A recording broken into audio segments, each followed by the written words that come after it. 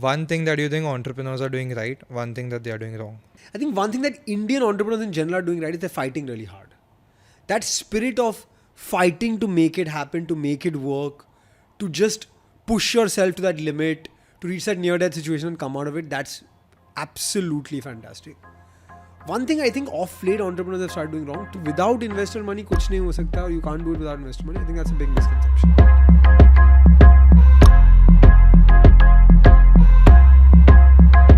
Welcome to the new episode of So What's Next, Arjun. Thank you so much. Thanks for having me, man. We want to talk about three things today. One is the Ayurvedic industry. Second one is how do you source ideas for a B2C business. Third one is how can someone in Gen Z or anyone can go from 0 to 1. Sure. Okay. So now I know you and a lot of people know you by building Dr. Vaidya's. You sold the company for 100 crores and you're also an influencer now. But to the ones that Am don't I an know, influencer? I think so. I think 100K counts for an influencer. So yeah, you are. But for the people who don't know you, how would you want to introduce yourself to them? Sure. Look, I'll start with my name. Yeah. My name's Arjun Vaidya, and Vaidya, my last name, means Ayurvedic doctor. Yeah. I come from a legacy of 150 years of Ayurveda. Right. My grandfather, great-grandfather, and generations before all Ayurvedic doctors. The legacy of my business was actually not a business. It was an Ayurvedic clinic that my dada ran and my great-grandfather ran. My dada was probably one of India's most successful Ayurvedic doctors. He saw 300 to 350 patients a day in his clinic. He had Wow. 12,000 patients on a monthly basis trying to him via post. And he enjoyed the service aspect of medicine, right? So he didn't charge for consultation, never cared for sales, distribution, marketing, strategy. He was a doctor. Right? My dad graduated from college. He wanted to sort of start a consumer products business from what my dada had. But doctors and businessmen don't see eye to eye. So eventually my dada told him after 1 year of working together, this is the first year in my life I've lost money.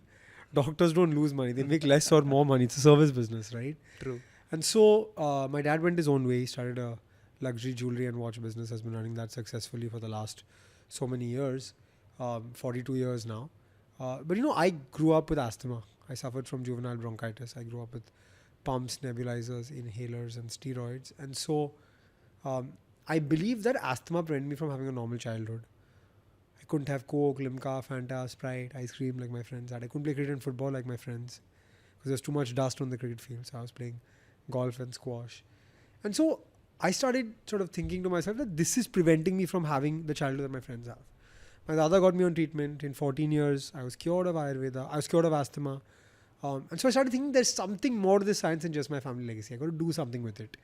And sort of basis that, I decided to take on the family legacy. And I remember just promising my grandfather I'll do something with this. I wrote my college essays about this. I went to the US for my undergrad. And when I was in the US, I saw yoga being repackaged. Yoga mats, yoga gyms, yoga apparel, Lululemon. A multi-billion-dollar industry created in the US. And I thought it's amazing that yoga is global, but it's not so amazing that Indian companies have not taken yoga to the world. And so I called my dada from campus and I promised him that we can't let the same happen with Ayurveda. And so that was the background with which I started thinking. I moved back to India straight from college. I'm very patriotic. I wear this band with the Indian flag on my hand. I've been wearing it for the last 13, 14 years now. And so I came back to India. I worked in finance for 3 years. Then my dada passed. And so I remember the promise I made him and I quit my job and took on his legacy and his sort of formulations and created a consumer products brand from it called Dr. Vaidya. The rest of Dr. Vaidya's story everybody knows. Yeah. True. We scaled from 0 to India's largest Ayurveda brand online in 4.5 years. I was fortunate to build the business with my wife. We got to 2 million transacting customers across 16,500 pin codes. We launched shady products. First Ayurveda brand to be featured in various Forbes, Business World, 40 under 40, Amazon Youth SMB of the all of those. But the greatest thing we did with Ayurveda was we actually took Ayurveda through online to more than 500 cities and towns and gave consumers outside of the top 10 cities, and 82% of my orders came from outside of the top 10 cities, access to high quality Ayurvedic care and formulation at the touch of their fingertips. And that was really the power, I think, of what we created. No, that's great. One thing that I want to ask you before we get into Ayurveda is, do you think because of that insecurity that you had in childhood, that kind of made you very ambitious? Because this is a thing that I've seen with a lot of people. That's why I'm asking you this. I think getting rid of asthma was a big moment in my life.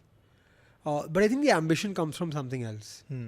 In some way, my dada was an entrepreneur and my dad is a first generation entrepreneur. So even though I'm not saying that I came from, I didn't have a sheltered life. I grew up with some amount of privilege. And so a lot of people say that, sometimes you have privilege and you don't have ambition. But I think it's good. We have access. So access just makes it better. But I think for me, even with that privilege, I saw my dad working 16 hours a day. Yeah. When I was 5-7 years old, when I was 10 years old, I see my dad working 16 hours a day and he's 57 and a half years old, right? So that ambition and that culture of entrepreneurship was just ingrained in me from the time I was a kid. I remember when I was 15 and a half, I finished my 10th grade. And I just got my first girlfriend at that time. Like maybe 6-8 months before that, right? And I'd gone to the US and Canada for a family vacation. Abhi, we are talking about 2007. Yeah.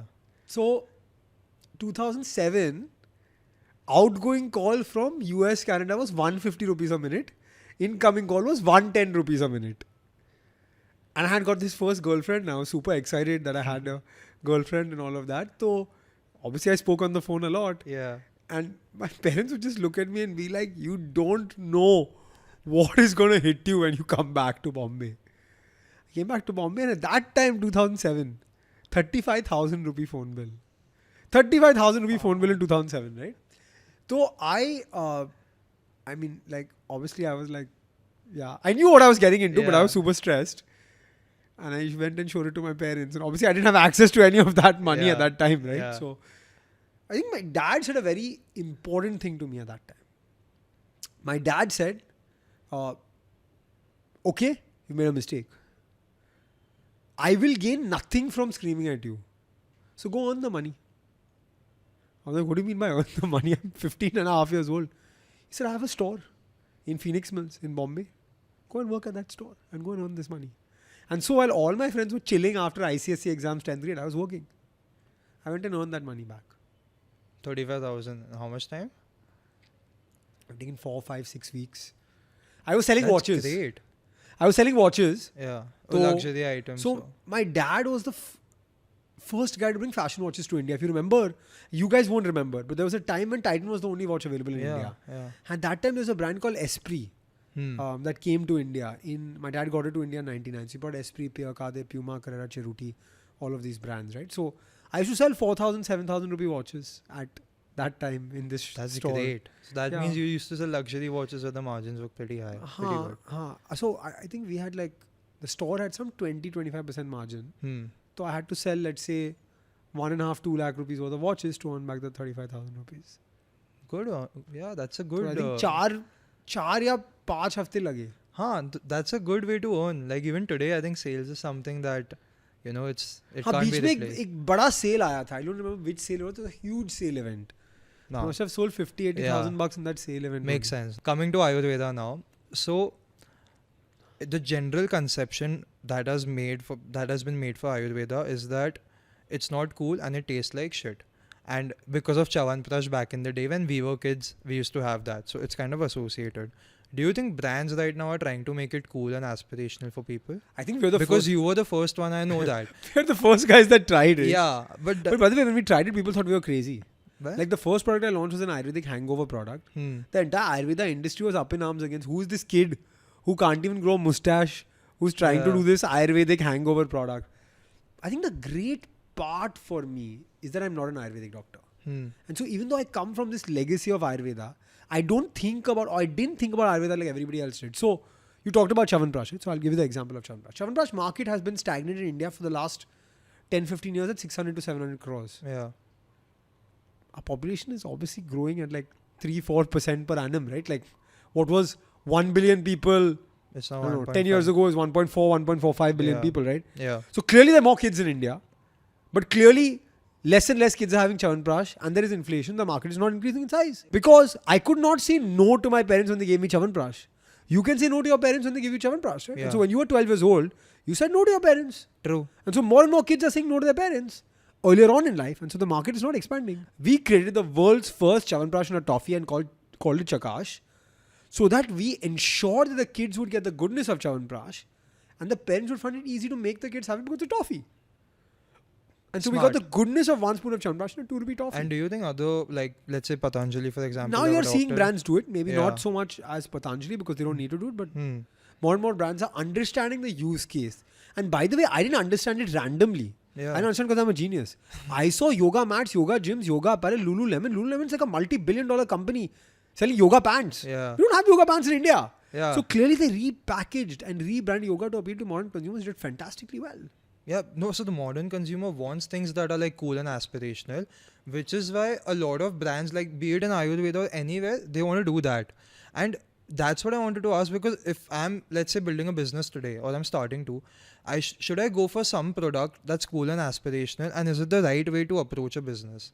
I think it depends on which market you're going into, right? I wouldn't generalize to say, hey, go for something cool and aspirational. But what I would say is, there are so many family businesses. There are so many of us who have access or who are close enough to family businesses. And sometimes we think, yeah, that's so old school, it's so boring. But you have to accept and appreciate that our existing position in life and our family has done this for so many years. And so is there a way to make it new age? I think that's a huge opportunity. That's a fantastic opportunity. Exactly. If more and more people start thinking like the way we thought, you'll actually see so much value creation in these amazing, age-old, legacy-based, historic family businesses. So that's the thing. Now, there was this data that was there. Like, imagine why aren't family businesses being sold right now, and they are being continued the same age-old way and in a traditional way. Now, you had a family business, you kind of just repackaged it in a way that's cool and aspirational, right? Other businesses are not doing that. So there is a lot of opportunity for that. That's why I think Gen Zs also look at products thinking like, is it sellable in a cool and aspirational way? And that's how they approach businesses today.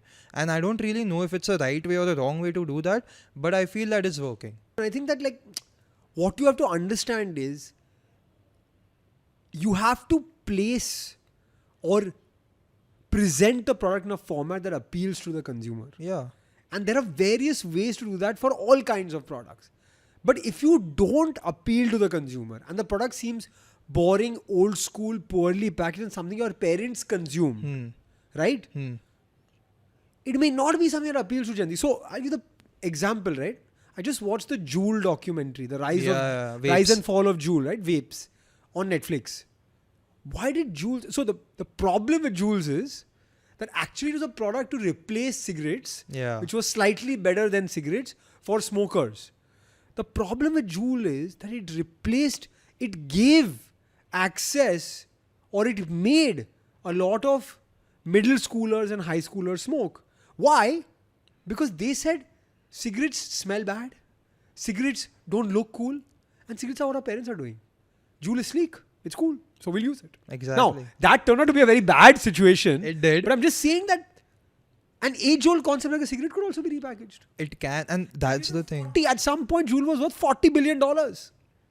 In an industry which is dominated by such large companies who have quasi-monopolies, someone just made a cigarette look more sleek and the experience better and captured the imagination of consumers. That's true. If that has happened, any industry can be disrupted or made new age. And all the traditional, like, you look at textiles as an industry, it's the longest standing industry that the country might be having. You look at the modern fashion sense that Indian brands are creating, that, like, look at loose t-shirts. The concept comes from South Korea, okay? But it's just repackaged in a way over here that sounds you wear cool. oversized tees? No, I can't. I mean, Why? I'm more of a old money kind of a person. I like old money things. I like old money clothes and stuff. So I can't do the things that are new money. It's just made in a cool and a very aspirational way again. So it's just being sold over and over again. And now it's an industry. So everyone's going to come in and everyone's going to like just, try to make a business out of it. Which doesn't make sense to me. That's why. But again, if you find something and you're the first mover or the second mover in it, there's a huge opportunity in every industry. Okay. And the second thing that I observed about Ayurveda is that let's take a problem of hair fall. Like, men have a lot of hair fall as they grow older. Now, there are these tablets that are sold in the market or in a chemist where you can have those and it kind of helps you recede your hairline, like, again, grow your hairline back, right? The thing that's not said is that, is it a temporary solution or is it a permanent solution? And I have a conspiracy theory for that. If it's a permanent solution, But we keep on buying it again and again, thinking that if we stop consuming it, it will again like kind of go back. Yeah, look, I think nothing can make your hair grow back. Yeah. It can stop your hair fall. Okay. That is yeah. reality is that's Okay, what it is. Now that's what I wanted there may to be know. people saying that your hair will grow back if you have Yeah. this, etc. All of that. Yeah. No, that doesn't exist, at least in Ayurveda. Right. And so if it has to stop your hair fall, Hmm. the moment you stop consuming, your hair will start falling again. So it's Exactly, right? So it's like they are working on But fear. look, I think the entire industry of medicine feeds on human insecurity. Exactly. And the concept of being sick and ill is a human insecurity. Yeah. Right? And so Yeah. that's what the entire pharma industry or medicine industry or health and wellness industry feeds on. What I will tell you about India and the nuance about India, like there are many nuances about India, right? Why Yeah. does the 10 rupee price point still exist in a Yeah. country like India? There's another Fascinating. nuance about India, right? India is still not a preventive economy. What do I mean by that? I mean, India is a symptom focused economy. If I am to sell something to you, if you have a cold, you'll buy a medicine to have cold. But if you don't have a cold, other than the period of COVID, nobody bought immunity boosters in India. Yeah, What that's true. prevents a cold? Immunity.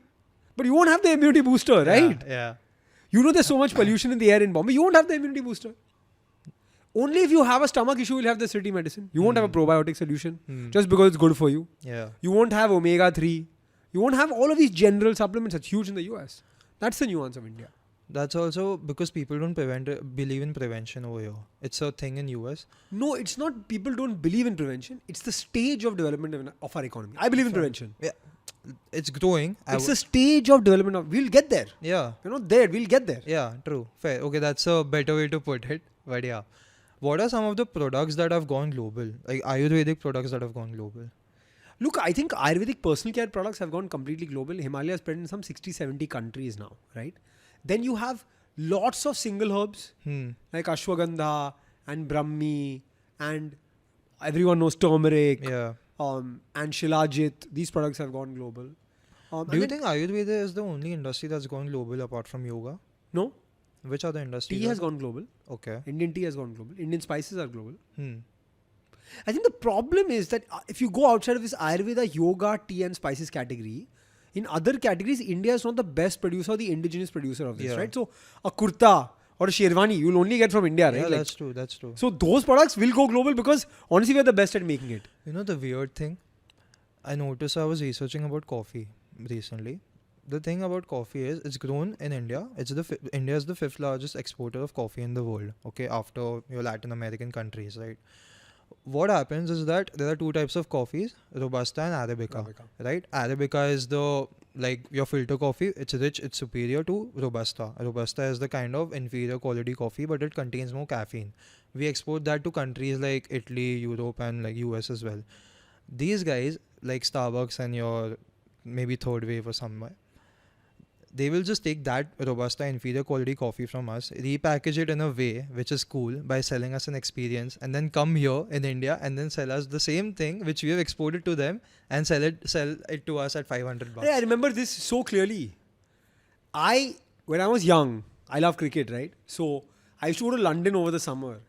And I remember Grey Nichols at that time was an amazing brand of cricket equipment, right? Yeah. So I went to this really famous luxury store in London. It used to be a luxury store. Now Yeah. it's a discount store called Lily White's. It was a luxury sports store in Piccadilly. Called what? Lily White's. Lily It's a luxury White's, sports store in okay. Piccadilly. And I went with my dad and we bought a cricket kit and this, that, whatever. So I bought pads, gloves, helmet and bat, all Grey Nichols. Okay. Came back to India, looked at the pads, they're made in India. So they're made in India. They got exported to the UK. Grey Nichols put their tag on it. I spent 10x the price of what SG pads cost to bring it back to India. But that's selling aspiration. Exactly. What are some of the industries in India that can go global? Where we can do the same things to Think I'll say any industry where we can actually create a world-class product. See, in yoga, Ayurveda, tea, spices, etc., all of that, that's fine, right? Because yeah. that's indigenously Indian. But in any other industry where we can create a world-class product, whether it's toys, or it's food, or it's personal care products, or it's health and wellness products, if you're entering an industry that's not indigenously Indian and you're taking it to an external economy, you will be compared to and compete with products from that market and other markets. Yeah. In that standing, you have to be world-class, else you can't compete. So only if we start thinking in that way, And we have to be world class. Will we be able to come? Whatever you said about Ayurveda right now going global and other industries going global made a lot of sense, which is why I want to ask you this as well, that a lot of businesses started by my generation is that is B2C is kind of inspired from US or South Korea. Now anyone that wants to start something new, they kind of look at the trends that are going on in these two countries. But do you think there is another country that Indians can culturally adopt and kind of sell products? I think the first port of call I'm talking very generalized, right? Because product to product. But the first port of call that's closest to Indian economy behavior would either be other South Asian economies like a Bangladesh or a Nepal or a Sri Lanka. I guess we can't send so much to Pakistan. And then closer to that would be Middle East. Okay. I think those are closest to Indian behavior. Obviously, there have been a lot of brands in India who have been very successful selling in the US or Canada or Europe. But that is a different kind of behavior from the Indian consumer. Exactly. Prices are usually 3-4 times. So US and Canada is more aspirational. Middle East and all is relatable, which is why it can sell. But I also think of China because we can't import from China that easily right now because of every. It's okay now. Okay. So, but we can adopt a lot from the Chinese culture, A. And B, I think there are a lot of products in China that have not been kind of brought into India maybe. I mean, everything from China that can be brought in is being brought in a lot of cases. Innovative products? Yeah, lots of innovative products. Yeah? No, I mean, Because I see like, when I see South Korea, like you see the culture, like you have your sushis everywhere, your restaurants and everywhere. So those businesses are being built. Like the whole concept of loose t-shirts like we were talking about is from South Korea. You see vapes come from US, or whatever right now that's kind of trendy comes from these countries. Nothing is like Indian. So I think that's the culture of innovation, of being world class, of actually making the iPhone in India, that's just come now. Yeah. Like Apple is just setting up a manufacturing unit here. We're getting there. We're not there yet. We made textile for the longest period of time. Yeah. And China started making textile and moved to making iPhones. We were still making textile, right? So that culture of innovation, the culture of being world class, the culture of being exporters, the culture of being proudly Indian and consuming something that's proudly Indian, but also exporting something that's proudly Indian, that's still come. Give it 10 years, 15 years, you will genuinely see aspiration for Indian products being built as well. Yeah. People will want to buy something that's Indian. Yeah. I think we're not there yet though. Yeah. If you were to start something right now, what industry would you look at? I mean, unfortunately or fortunately for me, I'm a consumer guy. Okay. So I would start a consumer brand. Yeah. What industry would I look at if I was starting today? I think there's still lots of space in markets like pet. There's lots of spaces in accessories like jewelry. There is some space in fashion and niche categories. Fashion market is really big. Health and wellness, what I built in, unique, proprietary, new to the world formulations with research, still not enough in India. So I think these are the spaces I would. Is it an idea that will be big in 5 to 10 years? Like someone who can start something right now, it will be big in 5 to 10 years. But the time to start is now then, right? Okay. When you start in 5 to 10 years, then there'll be 30, 50, 100 people. True. And what are some of the things that you would say in pet? Like what can you start? Like clothing, food? Everything's not there. Yeah. Or everything's so early that you can start in any of the spaces and there will be lots of headroom. But it'll take time. It's not something that you started today and like you're selling oversized tees. You started today and tomorrow you'll get a lot of sales. No, but that's the thing, right? Once you start something, I think everyone is going to follow you. That is the thing with this. Like once you know. But that's the nuance of a perfectly competitive economy. We are an open economy, which is democratized or democratic. And so you will be copied. But like if you make the best quality product, then you're fine. You think product will always win? Or do you think it's the more marketing? No, every business has its own moat or its own differentiator or its own defense. For some products, for some brands it's product, for some companies it's brand or marketing, for some companies it's price, for some companies it's convenience. Think about it, right? Like AirPods is convenience. It's 10x the price of boat AirDopes. Yeah. But because I take it out from that case and it automatically connects to my iPhone, I'll pay. Jio entered the market, their moat was price. Yeah. Eventually it became connectivity and speed of internet, but it started with price. Similarly for Dr. Vedya's, maybe it was ingredient story or brand story. So each of its own business has its own moat and differentiator. Okay, fair. And if you see like in terms of marketing, like you started it online, right? And a lot of people do that right now, and it's been going on since like I think post-pandemic or pandemic, where your sponsored posts become like a huge thing today. And after every 5 reels you can see a sponsored post right now because it works and it's at its peak right now. I want to ask you this, that do you think this trend of selling something will kind of die down because the market is cluttered with products right now and people will go to another marketplace just to consume products? I think that's not going to happen. You are being sold something on a social media platform that you're using. So will you stop looking at reels because 1 in 5 posts are sponsored? No. Do you think there's something next after Instagram? Of course. Like There was something before Instagram called Facebook. yeah, I don't think most Gen Zs have I Facebook think- accounts. no, yeah. I mean they have, but they don't use it. They may not even have it. Yeah, Like fair. I play squash with a 19-year-old every Hmm. weekend. Hmm. And Yeah, he I won't was have a checking Facebook. someone's birthday on Facebook and he's like, oh, you use Facebook? I was like, no, not really. He's like, yeah, I don't use Facebook. I was like, oh, do you have a Facebook account? He said, yeah, because I play some games which need a Facebook connectivity. Otherwise, I don't have a Facebook account. Yeah, Facebook is that- what the old people use. Yeah. He literally said that to me. Yeah. No, but I feel like Instagram has kind of reached that peak. To be honest, in the next 2-3 years, Could I be. feel there is Could be. something I still else use coming. it, but maybe that. Yeah, I mean, a there will lot be of people something. use it. I mean, I'm not saying that people are not using or the decline is coming. Could Or be. the Could decline be. is there. Could be. It Yeah. can be. I remember when Instagram just started off or just became popular. It was like 2011, 2012. I was still in Yeah. college. Yeah. I remember Facebook bought it for $1 billion. And I'm like, this is an app which just has filters for photos. And Facebook bought these guys for $1 billion. But I guess it played out for them. Facebook bought WhatsApp for 19 billion. If, again, a young person wants to start 0 to 1, where do you think they should kind of look at? And I don't mean industries, but my point is, what are the observation things that a person like In you... terms of ideas. Firstly, I think ideas are a bit exaggerated, or the importance of ideas is a bit exaggerated. very, Because no unicorns are made from ideas. Unicorns are made from blood, sweat, and high quality execution. But if you want an idea and you want to validate an idea, you ask yourself 3 questions. What is my product? What problem does it solve? And why do I have a right to win? What is my product as to what's the idea? Does it really solve a problem that's large enough? Or is it just my problem? And a lot of times founders get biased basis their own problems Yeah. or what they face. And then the last thing is, do I have a right to win? Today, if you ask me to start a Gen Z focused oversized t-shirts brand, I have like barely bought 2 oversized t-shirts. I don't even know what that fashion is. True. I have no right to win there. Yeah. But Ayurveda had 150 years of family legacy and 100 plus proprietary approved formulations. I have a right to win there. Fair. So founders that have started businesses that were catered to only their problems have really done well. Like look at Airbnb, for example. So I think those two things. Your are, problem has to be a big enough problem that's hundreds or thousands or millions of people's problems as well. which right? is like a relatable thing Correct. for everyone, or Correct. like a very And differentiated. so I thing. actually believe that a lot of times my problems are not India's problems because Yeah. I am the top 5% or the top 2% or the top 3% of India. And so my consumption is very different from the rest of the 95% or 97%.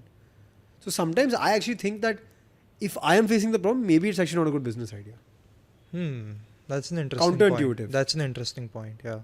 No, that's true. I think also when you become a consumer, when you are a consumer, it's just more difficult to spot opportunities that are there because you're constantly just consuming where you don't think of anything else. So when you say you're in the top 2% and the top 5%, which is very true, you always think of things like that. And you're always then thinking of businesses that are only catered to the 1%, which is Correct. hardly 10 million. Correct. Where the rest of the country, there's potential and you can't really do anything Correct. about it. Yeah, and that makes a lot of sense too. Fair, okay. If you were to give someone advice for 0 to 1 again, what advice would you give them?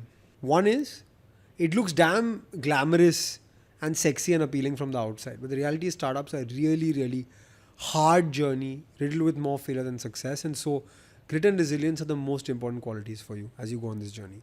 Don't believe what you see in Instagram Reels and LinkedIn and YouTube and newspaper articles. It's really hard, right?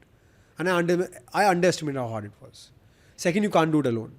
So you've got to really, really start from day one believing that you need people along with the journey. And it's very tough for an entrepreneur because they think they can do everything best. And I was one of those Yeah. people as well, right?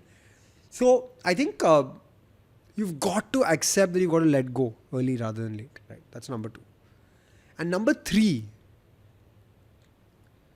you've actually, like, if you think about a startup, right, and you think about building a company, I think a lot of young people that I speak to today say, hey, like, I'm doing this part-time on nights and weekends, I'm doing my job as well, and when this becomes big, I'll quit my job.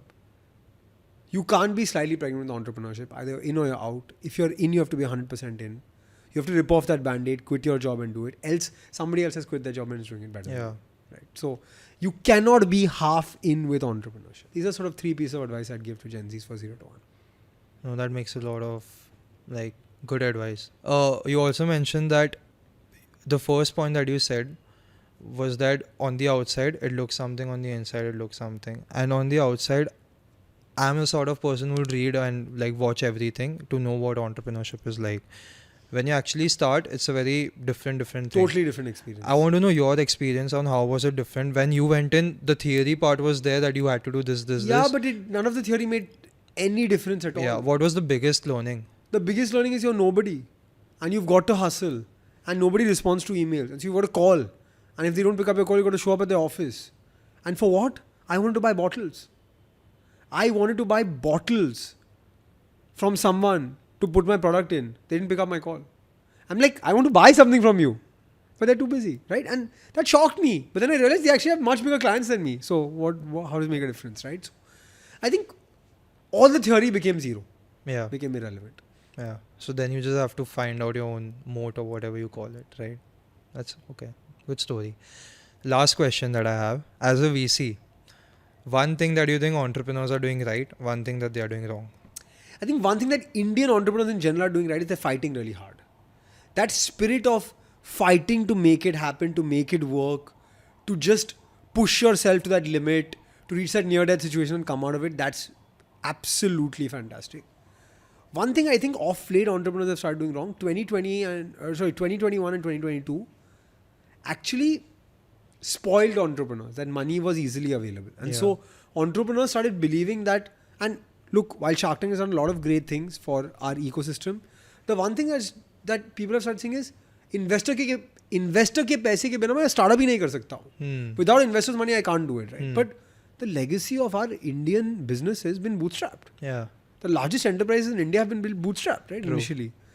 So I think entrepreneurs have started believing that without investor money, कुछ नहीं हो सकता, or you can't do it without investor money. I think that's a big misconception.